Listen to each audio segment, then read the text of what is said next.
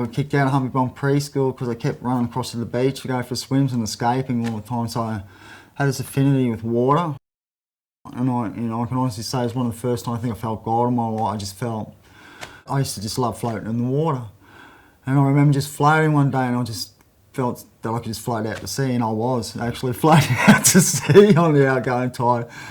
But I sort of looked up and I saw the land and I knew I was floating and I didn't mind. And it was something that I look back now that I know that was something different in me. Like I could feel I was safe and I felt like I was in God's hands. I don't know how to explain to anyone that. And so I always thought, I don't know, it felt like from that day I don't know, I thought my life was going to be different. Something anyway. But then I looked up, my mum, of course, in hectic paces, running through the water because she realised I'm going out to sea, which I'm quite happily too, but she's paying well. And she came up and got me. He was only knee high anyway, and took me back in as mothers do. All right, yeah, sure. My name's David Holmes. I suppose I like to start these things honest, I suppose. Like even with these like ringing up and coming over today was like a day, like I had to prepare for this. Like I was like, cause going back, you got to think back and go back a long way with me, like, because there's a lot behind before what happened to me is famously written in the papers and whatnot. We're talking like early 70s, so you know, back then divorce was raw and rare, and especially Catholic families and stuff like that. And anyway, so mum went one way, dad went the other, and I went to stay with some relatives at the time, which didn't sort of be the right decision, because in this year, like I was between 6 and 7. It was only a year, but in this year, I just faced some of the worst child abuse you could ever face, I suppose. Like without going in too much, like just normal beatings, bashings, like just brutal, like, you know what I mean, hidden away sort of things, because we lived on a farm, so it was really hard to have contact with other people, and I was sort of in and out of school, and yeah, it was just sort of, the beatings would come at night. They were the worst part of it. Like they come in the night, so you didn't know they were dreaming sometimes. Like you'd wake up the next morning only to realise, you know, you had blood all over your face and clean yourself up. And a lot of people ask me, was it child abuse that affected you? I don't know, maybe I was always a little bit different, but yeah, it did affect me in a lot of ways. So I was really confused, and I was really a loner. I had insomniac as a young kid because of probably the beatings at night. I learnt not to sleep sometimes, you know, you had to for survival reasons. And at the age of 11, I got a job, newspaper, just standing on the corner, you know, telling newspaper.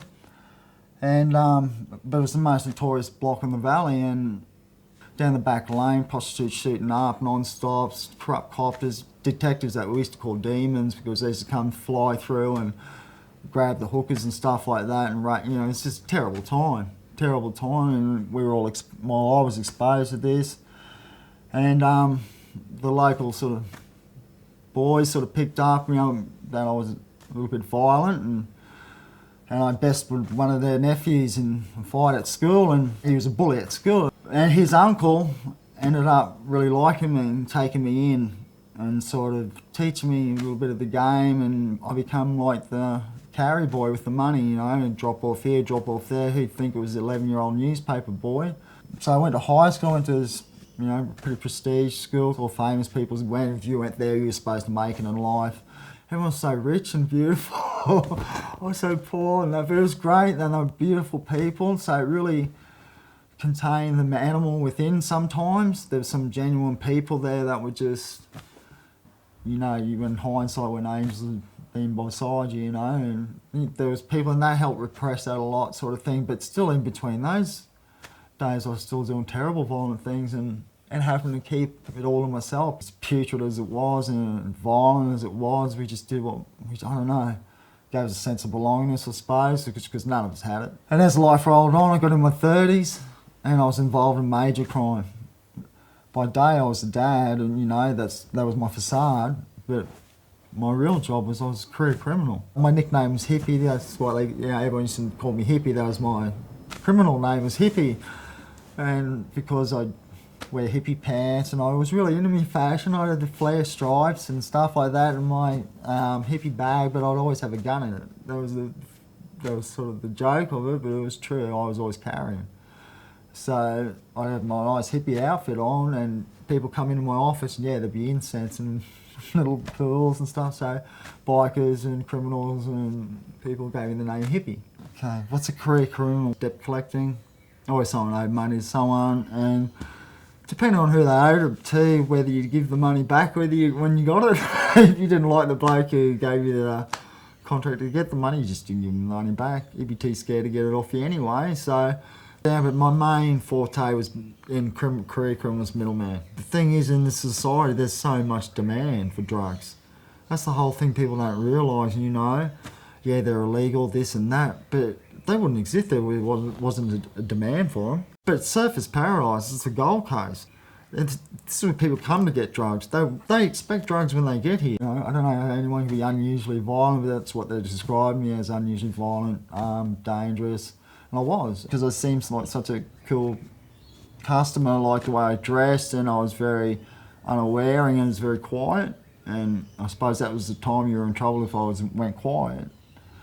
I was cornered. I was very violent sort of thing, and to an extent where I black out, and in the end it's just a mess. And that sort of stuff, you know, undescribable sort of stuff, sort of things that you're not sort of proud of, but they were against other bad people. It's me or them. And I'm still sitting here. So, and to get out of that situation, you had to be violent. You're up against some of the most violent people. I mean, you go into prisons. In prisons, the prison guards sometimes bet on you and put you in what they call a gladiator's pit. Well, they just will put you in a bloke that they know you don't like, and they'll have bets on you and stuff like that, and that happens every day. And there's a lot of people that can back like that one up. Yeah, I've been in a few gladiator fights. I tell you, I was in one gladiator fight. I won in the end. It was against a gay man. Don't ever fight a gay man. I tell you what, because he bitch slapped me around for about... He was so fast with his hands. I tell you, he bitch slapped me everywhere, but he had no sting in his slap. So when I got hold of him, it was all right. But I tell you what, to get a hold of him, my God, it's like an angry woman. You just don't hit a woman, and you don't hit a gay person, because they are just vicious. Like, that was probably the hardest fight I ever had in jail. And I fought bikers and muscle men and all sorts of things, and you just bring them down like any woman. You just grab them where you have to grab them to make them your size. And you do what you do, and you don't stop till they drop. I never touched nothing for a while too, you know. Like I'd smoke joints occasionally, get on drugs occasionally, smoke durries, drink occasionally, but I was never much, because I had kids. So I was always like to come home and be clean, you know. I was always having dinner. I was very strict on my kids, believe it or not. Addictions crept in. I become addicted to amphetamines, like, you know, taking speed, you know, non-stop. Life's becoming hectic. You know, you start making deals with people you never would before, you know, because we used to do everything in broad daylight, just like you'd never see right before your eyes. So normal, you know, normalised, but then as addiction creeps in, it just takes over, and yeah, it rips you apart. And you know, it's not like you don't know God. People say, you know, you're on drugs, you don't know God. You know, some of us take it to get closer to God. We think we get, you know, because we can't get close to people. No one knows you're a drug addict till you are. Doesn't matter how long you've been. It's only until they find out that you are one. They don't know how long you've been one. I had been one for 7 years, you know, and no one ever knew. I was on acid for 3 months, and no one ever knew until on the day I was off it. They said, "What's the matter with you?" I thought, geez, I must need that. As it was alleged, I became speed cook and mastered the art of cooking illegal substances, allegedly. Big allegedly on that one, and became, yeah, very violent man. And anyway, at that time I was just middleman. You know, people wanted guns, right, yep, sweet. People want drugs, yep, sweet, whatever, you know. I was just middleman and just making my money, so nothing was in my hands for long enough, allegedly, too. Business was going fine, going well, and then one deal, someone decided to do the swap on the drop. The truth is, there's people who should have known ended up knowing where the money was coming from, and that was the problem. What you don't want anyone knowing is where the money's coming from, because the person I was getting it off was his mortal enemy. So someone, which we know now to be who dobbed us in for everything, in the end, the one who turned up to court, someone let word out to this bloke who money it was, and this friend of mine was in prison at the time. So I had his money, went to do the deal, and well, got the deal done for him, but this bloke found out in between of this other fella, there was his mortal enemy's money, and decided to do a swap on the drop and swap the ice for Epsom salts, which looked like ice. And they did a good job of it. So, and my job was just to drop, you know, get the money, drop it off, see you later. They already tested it that day. So there was already approval of, yep, make the purchase, blah, blah, sweet, done. And then, yeah, they've done the swap on the drop. And no, I had no idea. I just got a phone call now, lady, hey, this is no good, bang. So you go into systems overdrive. And you do what you do always done. You start at the start, right? And you start like literally hanging people out of windows till they talk, tapping on doors, going in hard on people, trying not to cause too much ruckus because you want to be silent in some ways and let the thief come up. But 3 days into it, I was almost on the trail. Pretty much that Saturday afternoon. On Friday night I had to sleep. I was gone. I'd been up for 3 days and I'd been on fire for 3 days and I was hot as hell as well with the cops, you know, stuff like that. So I got home disarmed because that was another thing too. There's no peace when you're a criminal. There's no friggin' peace. There's no peace. Everyone thinks it's a high lifestyle rock on. It's not, man. There's things that go wrong all the time. You rush on home 160 miles an hour you want to hit sometimes, so the cops won't follow you because they'll call off pursuit. All this stuff that goes through, and there's just no peace. You get home sometimes, you bury your gun, bury your drugs, bury everything. And you sit on the veranda and you just go, what the hell is all this about? Is it worth it? You know, I questioned it many times, but at this time I was tired. It was Friday night, 3 days. I've been rocking and rolling and hanging people everywhere and pretty much been on a bit of a rampage and just had to settle down and get back to family because, you know, family never knew, weren't to know. You know, my partner at the time knew things, but the law was you never told your partner or your kids and you never let your kids be involved or people come to your house. Stuff like that. So I just carked on Friday night because I was on the trail. Saturday I knew I'd pretty much get it and get the money back that night. That morning, Saturday night, it was morning about 3 o'clock, I don't know, get woken up by my partner, a mate of mine, you know, the bloke who ended up being the dobber and the dog of everything, was tapping at my window and he was a close mate. He was a close mate and the thing was, this mate of ours, he'd come knocking on the window lots of times in the morning, getting in trouble. And this mate of mine in prison even told me, just watch this bloke. I don't know about him, because we had a few reports on him that he might be, but we know him. And we couldn't believe it'd be a mate of ours. You know, you don't believe, it's always the ones closest. And me and my mate who was in jail had always taken this one in a lot and believed him when we shouldn't have. Anyway, so he's knocked on me and said, "Oh no, Hippy, you know, can you come out and talk to me?" And I said, "Yeah, no worries." You know, come out blurry eye, got my hippie pants on. So I've come down the driveway and he's down the driveway there, sort of as we were walking, because, you know, I pretty much don't want him on the property. I'm starting to sort of, you know, get over him a bit. So as he's sort of turned and I've sort of turned to him and he's just, I can't even remember what we were talking about. And all of a sudden I was jumped from behind with a box cutter to my neck and just like getting, you know, told to get in the car. And there's this young fella, you know, where do you get a man who's most dangerous? Place where he's weakest is at his home. And laws was you're never supposed to go to anyone's home, but the new generation, these kids that come through, broke a lot of laws, and their information was wrong too. Anyway, so they bandaged me up with the grey silver tape, hands behind my back, and they bandaged me up. And all I'm thinking is I just got to get these idiots away from me, and my family's sleeping, you know, what, 20 metres away. So I let them take me up, and they take me up. I just went to sleep in the back of the car, to tell you the truth. So they wake me up and we're out right at the rock pools. Right at the rock pools, you can either go that way to the rock pools or that way and up and over the border into the, you know, heavy terrain. It's like jungle in there, man. It's like thick. And I mean, it's November 4th, I think, my mum's birthday. Poor mum.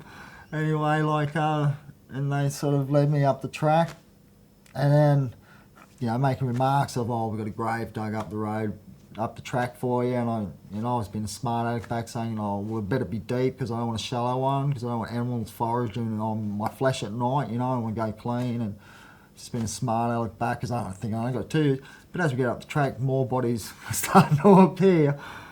So as we get up the track, you know, we're up to about 6 big bikers, you know, so I'm thinking, okay, I'm in a bit of trouble here. And then they ordered me to get on my knees. The next minute, one of them's clobbed me across the head with end of a pool cue, cave in that part of my skull, so I was on my back at that time. It's at that moment, then the box cutter come out. I knew they were calling out all sorts of crap, like cut this, cut that, you know, cut his Achilles, cut his fingers, cut this, that, we know it's you, this, that, and I just remained silent. I just wasn't giving them a word. I knew I was innocent of what they were calling me about. Unfortunately for them, they found out that afternoon they had the wrong bloke. They're all high on ice, off their friggin' heads on ice, you know, they've been apparently smoking 2 days straight, and they were just on, you could see it in their eyes, and so I just braced myself, and it was, hold me now, God, just hold me, I know what's going to happen, you know. And the thing is about that, 2 weeks before that, I went to church. I hadn't been going to church for ages, and a good mate of mine said, come to church and I'll give you some drugs. He never gave me the drugs, but he got me to church 2 weeks before that actually happened, and I didn't pay much attention, you know what I mean, because I've been to church before as a kid. But looking back now, I can see what God was preparing me for 2 weeks later. And here I was on my knees with the bloke with the box cutters next to me, and I was calling for God in my head to hold me now.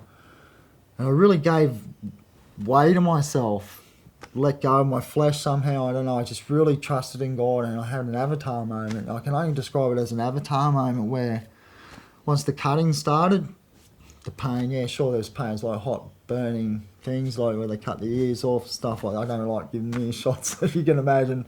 I've got no ear, like if you see a possum, that's what I look like. Okay, no ears. So as I started slicing one ear off, I just shut down. I just had to shut off and shut down and just hang on, and I just had an avatar moment where I just hang on to God, and just knew, you know, nothing was going to block out the pain, just had to go somewhere, you know what I mean? And I felt it, and I felt God holding me. I felt I was going to be alright, you know, bizarre. But blood splurting everywhere. One of the bikers at this time had run off and thrown up because he couldn't stand it. He'd run down the track because he was making him sick. Other bikers were going a little bit wider in the face as they cut off the other ear. That wasn't enough for them, but they cut down this cheek, and that you could put your fingers through that one. And then they went for the Hail Mary and cut me, well, as you can see, right across my forehead, and that's the one I'll never forget. Like, that's the one where there's just a veil of blood, just like a curtain, just come over me. And I was like, and that was the one I really let go then. Right then, I thought, right, you know, and then they come to my throat, and they said, right, we know you robbed. It was the only words I said to them that day, so I robbed no one. And it was the truth. And at that moment, I certainly thought I was going to die. I thought they were going to slit it. They'd slit everything else. I was bleeding profusely, spurting everywhere. Like, it was a mess. I was just drenched, like, you know. So I thought they were going to kill me. And it was like I let go right there and then with God. It was like the trees were breathing with me. I was like, I could feel everything. I could actually just feel God. I could just feel I was a part of it. Like they say, God's everywhere. He is. And you could feel that he was. But then the bloke looked at me, something happened. And he looked at me and goes, I can't believe someone's gone through so much pain, and I don't know, maybe God took over then. I don't know. I was gone. I was ready for death. And this moment, all their faces went white almost. It was like the whole, and, you know, I look back now and I think God must have come upon all of us at the time, but not that we knew at the time. But something changed in the air, like you could smell it. Like, and it was like everyone reversed. Everyone just started going back in the bushes and backing away, and gave orders to take me up there because they said they couldn't believe someone go through this much pain, the truth. And I think they started, something overcame them that they had the wrong bloke in more ways than one. And I think a couple of them were starting to realise it.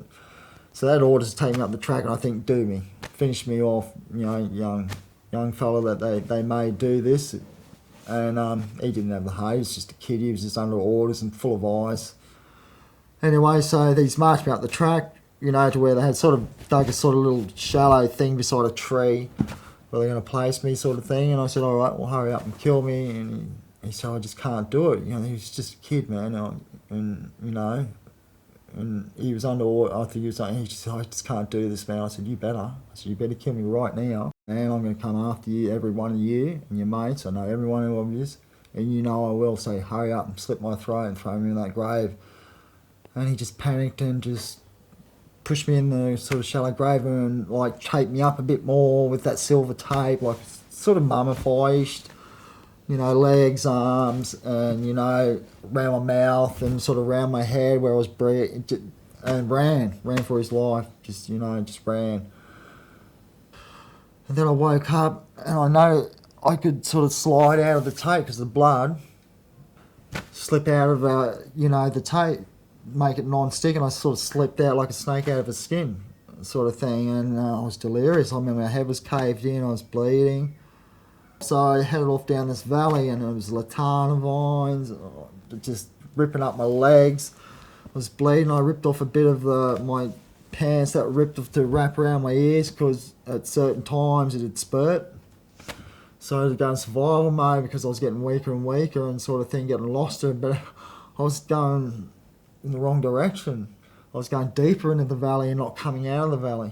And I found a stream, like after stumbling and crumbling. I mean, this must have been 4 hours later, you know what I mean? I was covered in leeches and ticks and stuff like that. I was just getting to a stage where I was going 10 metres and falling. I just couldn't go on anymore, like sort of thing.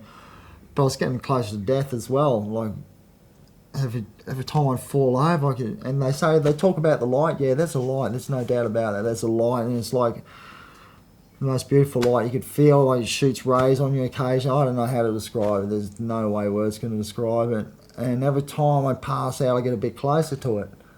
Sometimes I have to battle with myself to get up because the light was good, and when life wasn't good. I was shit at life, sorry, but, you know, I was crap at life, you know. I was a good father, that was it.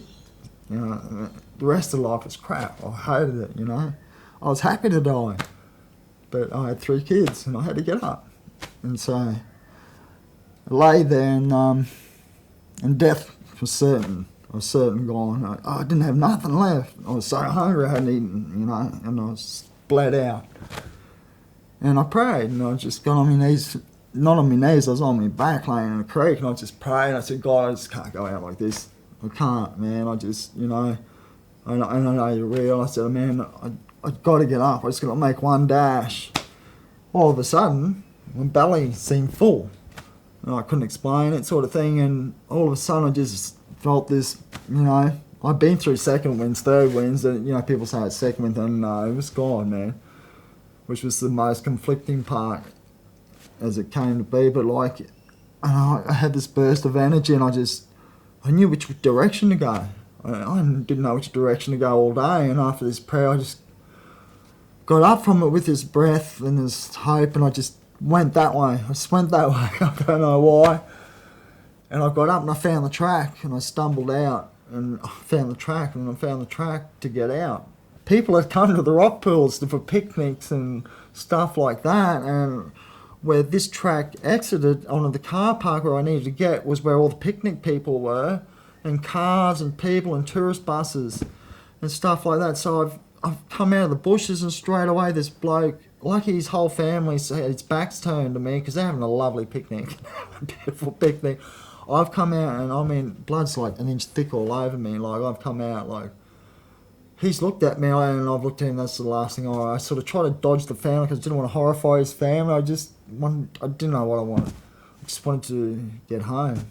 And then I passed out. I thought that was my last breath, and I tell you, in that last breath, God spoke to me and he said, look, you'll do my work, and that's all I remember. And apparently 2 surfers were there up dumping in the rock pools, and a couple of old bikers found me. Straight away, people rushed over, you know. And they looked at me and they thought I was dead, and they realised I wasn't, but no one could get phone reception out of the valley there. So they put me in the back of a ute, and it was a flat tray ute, these young surfers, and they tied me down apparently. I had no idea, I'm unconscious. Like, They tied me down with their leg ropes so I wouldn't roll out. They, bless them, they put towels around me and stuff like that. The bikes had followed them, make sure I wouldn't roll out. Because I had to get, you know, into town further so we get reception. Yeah, the next thing I wake up, I'm in the back of this truck tied down. I think they've got me again, the bikers. I didn't know these kids had tied me and tried to help me. I woke up and go, oh crap, they've got me again. I'm tied down the back of the truck. What are they going to do to me now? And then I passed back out, and then I've woken up and we're at where obviously they must have got there because their ambulance were there, and the ambulance bloke, he's shaking because I'm a mess.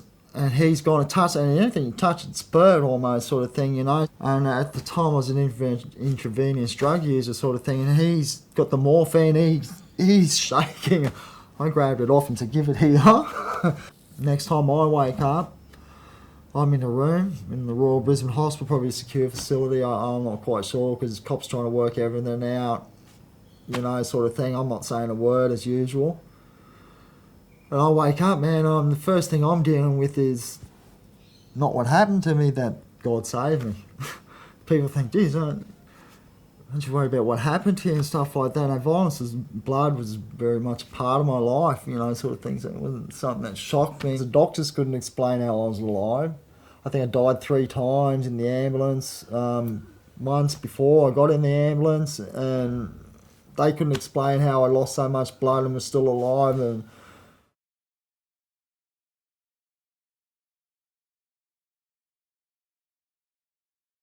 how the hell was a criminal like me going to tell anyone that, no man, God saved me? To my criminal mates, to my pet family, to anyone. How was I going to explain myself? And especially explain who I was now, because I'd been exposed. Up until this time I was pretty much under the radar. My criminal life was over and I was exposed in a major way. It was on national TV, everything. I was known as the earless victim who wouldn't talk, and I wouldn't talk. Just happened the best surgeon, you know, one of the best plastic surgeons happened to be on at the time, and was a compassionate man, and took me in and said, this ain't right, and operated on me, did a wonderful job, you know, but they couldn't put my face back together at the time because of the bruising and stuff like that, so, but he sewed my ears up, you know. They lost count after a couple hundred stitches, you know, around the shop. And yeah, then I was back in my bed, I was sitting there, you know, and all I could think about was God, you know, this guy that was saved me. How the hell was I going to explain this to people? And my vengeful heart, how I was going to revenge. So anyway, after the operation and everything, I had mates coming up to visit, stuff. And my mates aren't ordinary mates, and they're putting drugs in my drip system, and I was sent to the hospital mad. I was up all night, driving the nurses crazy, and people were ringing up, and that's when the alarm bells were really getting sent off. And there was things that were happening in jail once my name got released. My best friend was in jail, who was part of this club that was on notice by my friends, and so I had to get word to get him protected in jail, because they flew all them into protection when, you know, he was associated with this club when my name came out. Well, the cleaning lady came in, she was cleaning my room out, and then she went under the table, bang, out dropped the digital recorder that the cops had put there. Anyway, so, which I knew they would have bugged the room somewhere. Anyway, a bloke with a broken leg about two wards down, who I'd made friends with, I had no marijuana or anything, so I thought, I have this digital recorder. I said, mate, how much marijuana and money will you give me for this digital recorder? So then after the 3 days in the operation, family came, and yeah, they were sort of hard and heavy because I was exposed. Because the family sort of always knew I was a rat bag, but they never knew the multitude and the max things that I got up to, because, you know, things were starting to come out in the press about me here and there. But I don't know how, because I never talked, you know. At the end of every statement for like 3 weeks in the papers, it was like, this about me, but he refuses to comment. Anyway, so I've left the hospital, left that, and just, yeah, gone home, and so that's where it all starts again, isn't it? You know, you go home. I sat in darkness for a long time, and I was so furious. The hate in me was just, or I was already vengeful, hateful, capable, and just wanted vengeance. But half of me was getting taken over by this presence of God. I had to remember that God had saved me, and these words that He said to me in my head, "You're going to do my work." What? was a career criminal. What the hell, God, work do you want me to do, you know what I mean? So that was really conflicting. It was like a war within me. And like 6 months went past, and then that war was with him, man. I was on violent rampages, and I was getting some back, you know. As people know, out in front of their places, loaded up, guns, the lot ready to go. But I had this conscience about me. Usually I just go in. But now with this God factor in me, and saving my life, and those words in my head, I was starting to develop a conscience, maybe. I don't know what it was. I was just starting to become me, the real me, like I know now. I just want to go and get vengeance, and then I'd end up just going home, silently.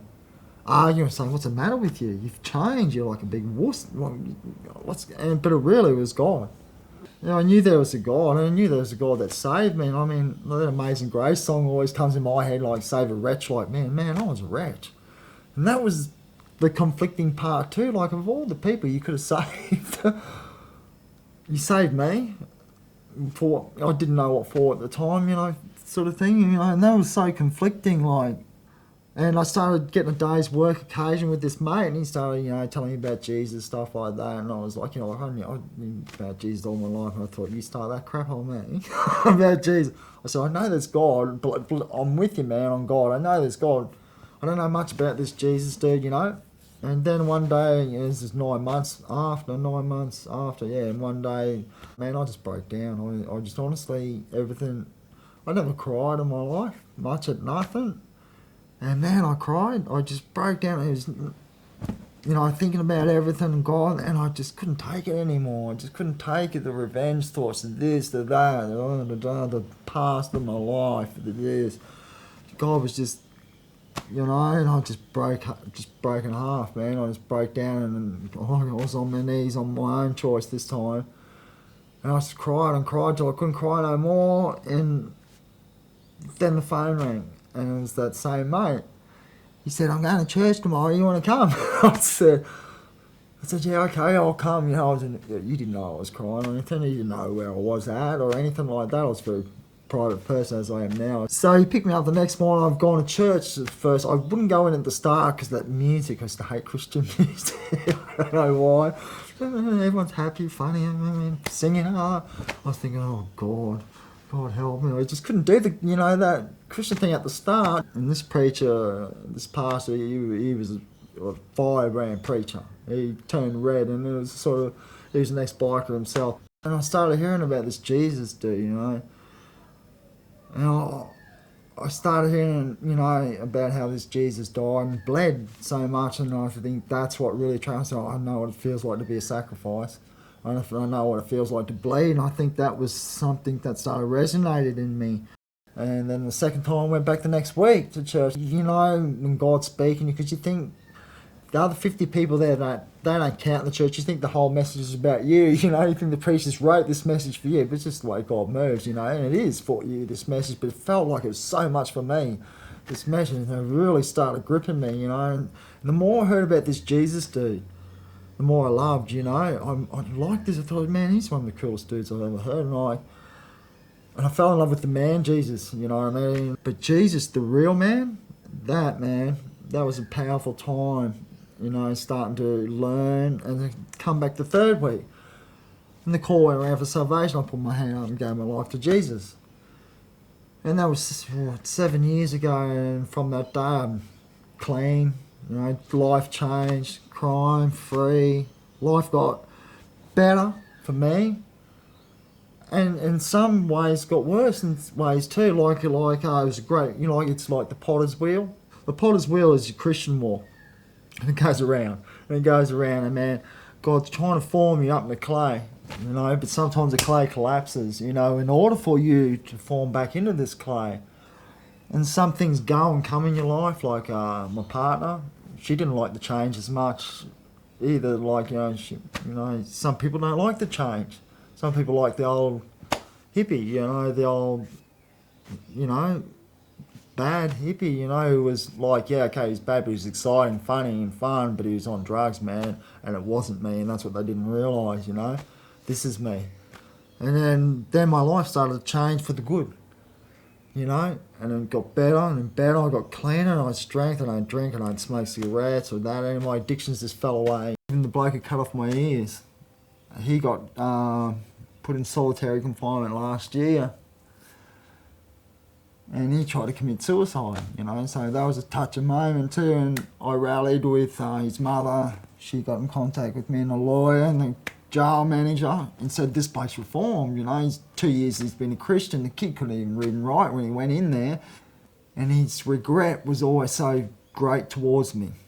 He's always so sorry for me. The second time he tried to take his life, the day after the torture, his brother busted him with a gun to his head because he realised what he'd done to an innocent person at that time. So we lobbied to the attorney. I wrote a letter to the Attorney General and pretty much said, you've got blood on your hands, mate, if you leave this kid in there, blah, blah, blah. And they let him out the next day of solitary confinement, and that was great, you know. And that was hard too, you know, sort of thing, because I still, you know, 6 days a week. I love the kid 1 day a week. I can still hate this kid, you know what I mean? He chopped me up, but...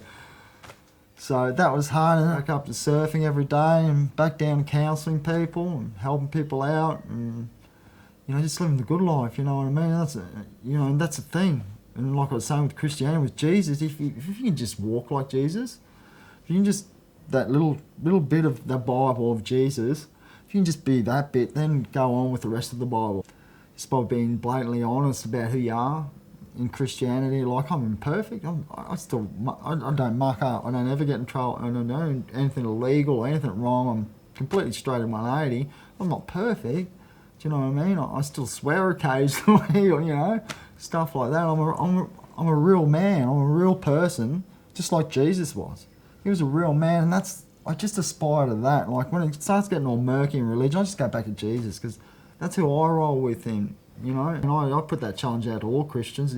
One day, just one day, let Jesus be your heart, give your heart the day off, put Jesus in there, and see how your whole day is different. I'll tell you what, it's infectious, and you'll see that your whole life, and you'll want that in your heart more. You'll notice the changes in that day, just for one day. Even if you're not a Christian, just do what Jesus would do for a day. See how you go, and get back to me. I bet you the next day you want to do it again. And now it's all behind me, and I love